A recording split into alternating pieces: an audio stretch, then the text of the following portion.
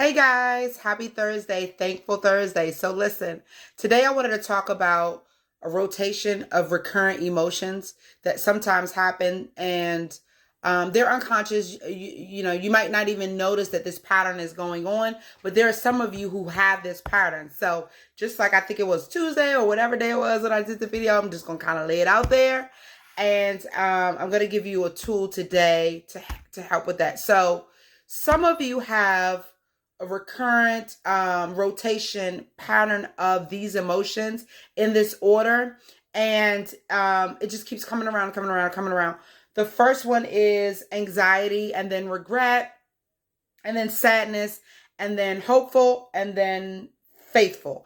And this actually came from a conversation that I had with a client today. And we kind of worked through that thing, talked through that thing. But I said, you know what? A lot of people actually have this rotation.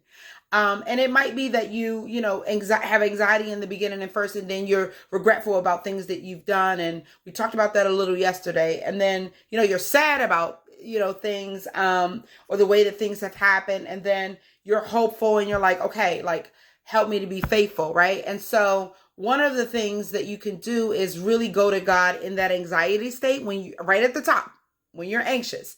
Because what's happening here is the enemy gets in and talks to you, and then the regret and the sadness comes. Because really, if you think about the scripture, we're not supposed to lean onto our own understanding anyway, right?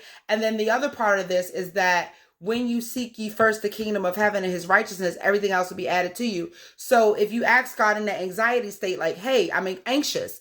Could you take this from me? Help me to get to the faithfulness. Help me to focus on what I need to be doing right now. What is my right now?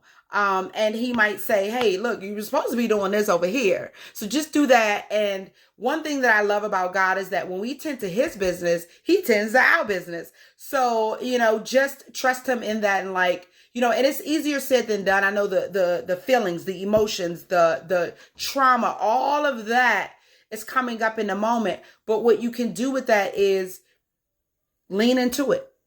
Pray, cry, worship, whatever. Give yourself time. If you need to just take time out, give yourself time. Put a timer on. Say, look, I'm feeling this way. I'm a worship. I'm going to pray. I'm going to talk to the Lord for an hour or two, or whatever you have, whatever you're setting aside. I'm going to read the word. I'm going to read some scriptures on anxiety. I'm going to, do what you need to do to take care of how you feel and how it's making you feel. But don't let it distract you or stop you from your intent and focus and from what God has for you to do in that season, because the enemy will just keep pouring stuff on you to distract you. So really what you want to ask the Lord to do is to help you to break that cycle and go straight from anxiety to faithfulness. Okay? Straight from it.